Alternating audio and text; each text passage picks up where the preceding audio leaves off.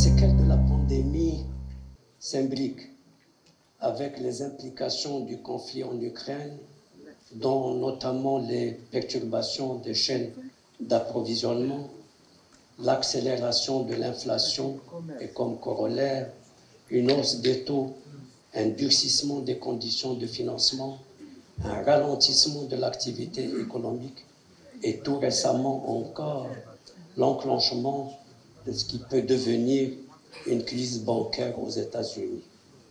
Tout cela vient se recouper avec des changements de paradigme déjà à l'œuvre, liés à la transformation digitale, la fragmentation géopolitique, ainsi que la montée du souverainisme économique et des exigences en matière climatique. C'est donc cet environnement externe globalement défavorable et incertain que l'économie nationale est appelée désormais à évoluer. Jusqu'à présent, même si ces performances structurelles restent en deçà des espérances, nous ne pouvons que saluer la résilience notable dont elle a fait preuve, fruit d'efforts de réforme depuis plusieurs années. Cette conjoncture complexe nous amène à des arbitrages encore plus difficiles. Au plan de la politique monétaire, nous avons augmenté le taux directeur pour prévenir tout désancrage, des anticipations et l'enclenchement de spirales inflationnistes auto-entretenues. Certes, ces décisions peuvent avoir des impacts indésirables à court terme, mais le coût de non-action est largement plus élevé à moyen et long terme. À cet égard, l'unanimité au sein des communautés financières et académiques est claire. Il ne peut y avoir de croissance durable et inclusive sans stabilité macroéconomique, en particulier celle des prix. Ce constat est valable de manière plus générale pour toute réforme nécessaire. La reporter ne ferait qu'accentuer sa difficulté et alourdir son coût économique et social. Aujourd'hui, devant un agenda de réformes chargé et des pressions sur les ressources de l'État, le grand défi est d'opérer un saut qualitatif et quantitatif de l'investissement privé au bénéfice de la croissance et de la création d'emplois. À Banque Maghreb, cet objectif n'a jamais été absent de notre action. Nous poursuivons en effet les efforts dans tous nos domaines d'intervention en faveur notamment de la TPME pour faciliter son accès au financement à travers des programmes dédiés, la diversification d'instruments de financement. Nous travaillons de façon permanente à l'amélioration de la relation banque-client, à la promotion d'une concurrence saine, à la digitalisation des services bancaires, en veillant également de très près sur la solidité du système bancaire à travers la mise en œuvre de règles prudentielles en ligne avec les standards internationaux.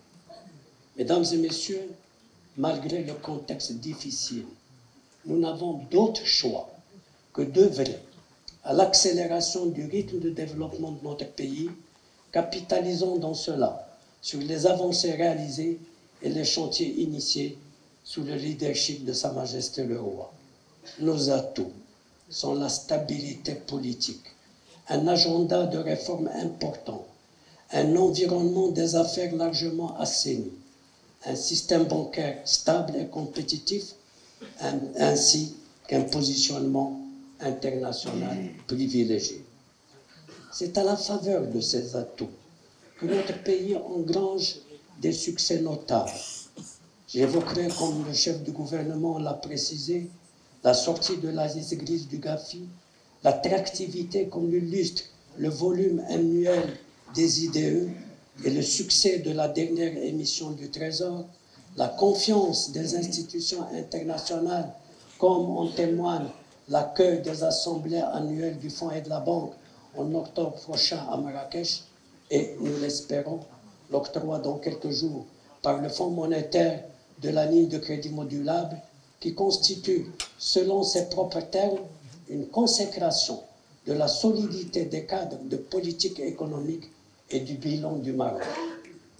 Mesdames et messieurs, pour consolider les avancées et réaliser les objectifs que s'est fixé notre pays, il est impératif, comme l'a précisé encore une fois le chef du gouvernement, que toutes les parties prenantes fassent converger ensemble leurs actions et leurs efforts.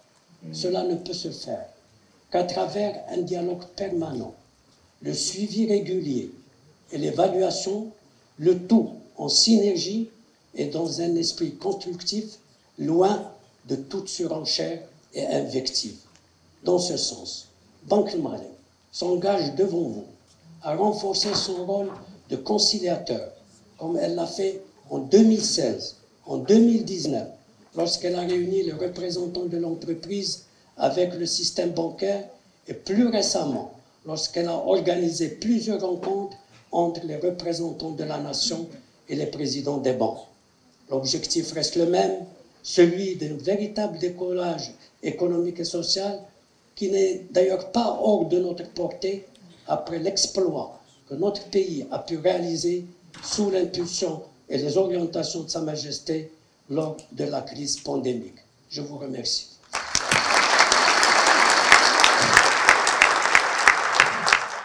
Dans la conduite éclairée, sous la conduite éclairée de Sa Majesté le Roi Mohammed VI, un cap nous a été fixé pour le présent et pour l'avenir. Ce cap est de contribuer à mettre en œuvre la nouvelle mode de développement permettant ainsi au Maroc de consolider son positionnement comme une puissance régionale et continentale incontournable. Cette rencontre solennelle est l'occasion de souligner le rôle décisif du secteur bancaire pour la réussite de la transition historique vers l'émergence d'une nouvelle génération d'investisseurs et d'entrepreneurs qui façonnera le Maroc de demain.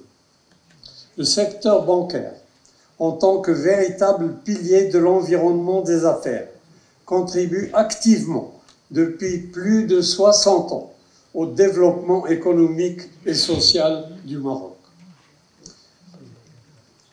Le secteur bancaire a financé des projets structurants qui font aujourd'hui la fierté de notre pays.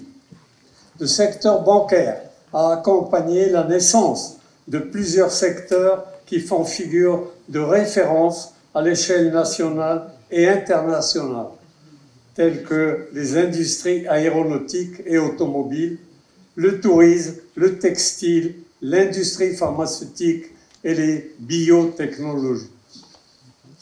Le secteur bancaire demeure une source constante de résilience.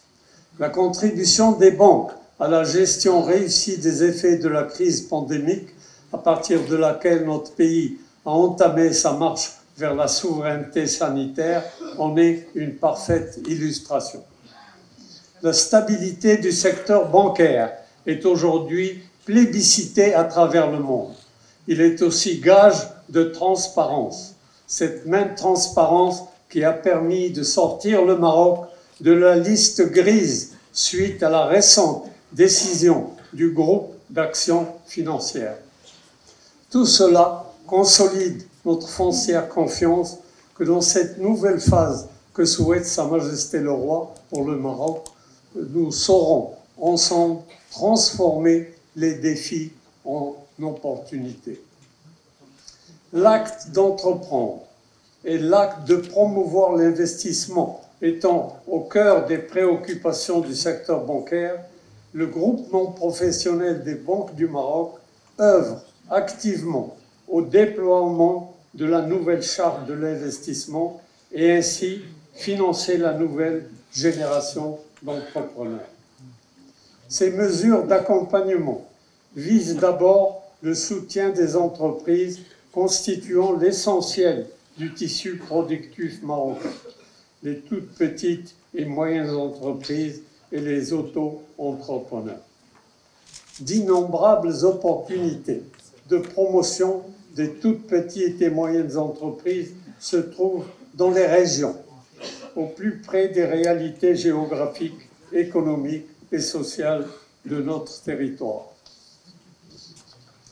Ces opportunités seront également nichées dans les moteurs additionnels de la croissance économique au Maroc que représente davantage à l'avenir le processus de décarbonation de nos industries, la mobilité, le secteur des technologies numériques ou l'économie sociale et solidaire. Autant d'opportunités qui devraient attirer entre les banques d'autres acteurs du financement, les investisseurs privés nationaux et internationaux, ainsi que ceux qui devront y jouer un rôle croissant, à savoir les marchés de capitaux. Monsieur le chef de gouvernement, Excellences, Mesdames, Messieurs, soyez assurés que le groupement professionnel des banques du Maroc continuera de soutenir la relance et d'accompagner notre pays dans cette transition historique qu'il aborde sous l'impulsion du leadership clairvoyant de Sa Majesté le Roi. Au-delà des stratégies corporate individuelles que les banques marocaines poursuivent, leurs postures et positions sont ultimement inspirées par leur patriotisme. C'est le véritable sens à donner à cette profession de foi et d'optimisme dans l'avenir de notre chère patrie sous la conduite éclairée de notre auguste souverain. Et je vous remercie. Merci beaucoup, Monsieur le Président.